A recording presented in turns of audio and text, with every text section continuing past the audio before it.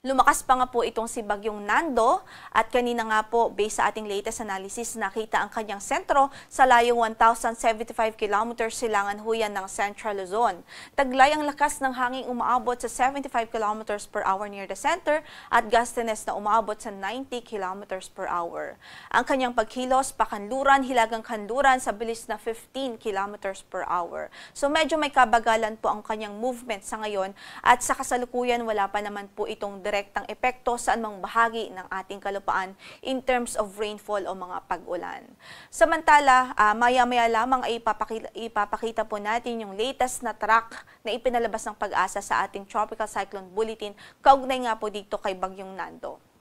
Karagdagang impormasyon naman sa bagyong nasa labas ng ating area of responsibility. Ito po yung dating bagyong si Mirasol na ngayon ay nasa labas na po ng ating PAR. Huling nakita ang kanyang sentro as of 3 AM analysis sa layong 565 kilometers. Kanluran huyan ng Itbayat, Batanes. Taglay rin ang lakas ng hanging umaabot sa 75 kilometers per hour near the center at gustiness na umaabot sa 90 kilometers per hour. Pero sa kasalukuyan wala na po itong direktang epekto sa anumang bahagi ng ating kalupaan.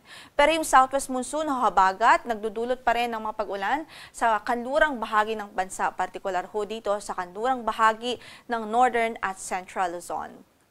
Based po sa latest track na ipinalabas natin kaninang 5 AM, makikita nga po natin that in the next 2 days, generally pahilagang kanluran ang kanyang pagkilos bago po ito bahagyang mag-west northwestward at mataas ang tsansa, base sa projection na ito, mataas po yung tsansang dumiretso po ito dito sa extreme northern Luzon at lubhang maapektuhan ang malaking bahagi ng northern at central Luzon. Kahit iba yung pag-iingat at paghahanda ang ating abiso sa ating mga kababayan doon. Dahil nga po nakikita natin, dahil malayo pa po ito, madami pa po siyang time o panahon para makapag-ipon ng lakas. So nakikita din po natin sa ating analysis ang further intensification bago pa ito lumapit sa ating bansa. As early as Saturday evening o Sunday morning, posible po maging typhoon na ito o malakas na bagyo. At dahil nga po dyan, posible din na Saturday pa lang ay may signal na po tayo sa ilang bahagi ng northern at central Luzon para din may sapat na lead time tayo para sa ating paghahanda. At dahil nakikita din po natin na lalawak pa ang sirkulasyon nitong bagyo habang nasa Philippine Sea siya. As soon as maging typhoon ito, nakikita nga rin po natin na maghahatak na rin po ito ng habagat. At itong habagat magdudulot ng mga pag-ulan sa malaking bahagi ng Southern Luzon at Visayas. So wala pa man po itong bagyo, may inaasahan na po tayong mga pag-ulan sa malaking bahagi ng Katimugang Luzon at Visayas dahil naman sa habagat o southwest monsoon.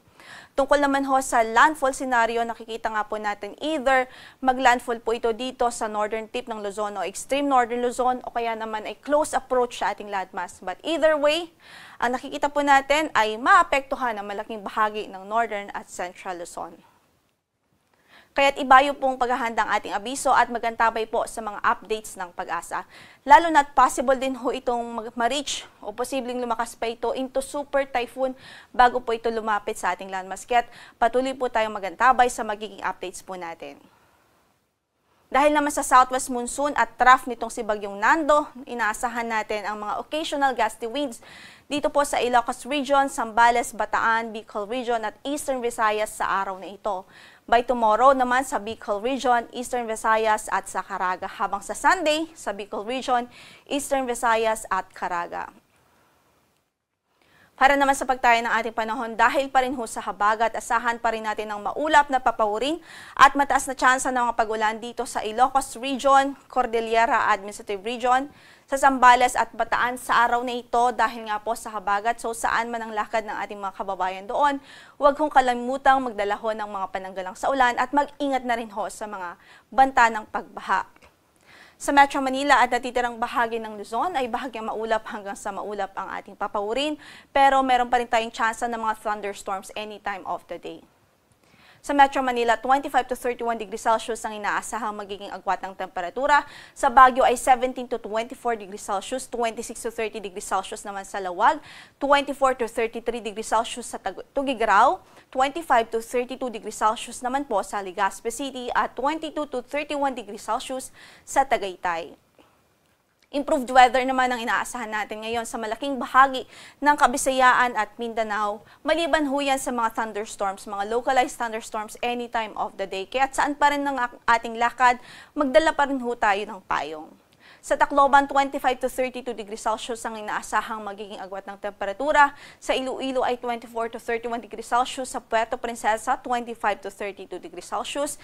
24 to 32 naman sa Cagayan de Oro at 25 to 33 degrees Celsius sa Davao City. Habang sa Zamboanga City ay 24 to 32 degrees Celsius.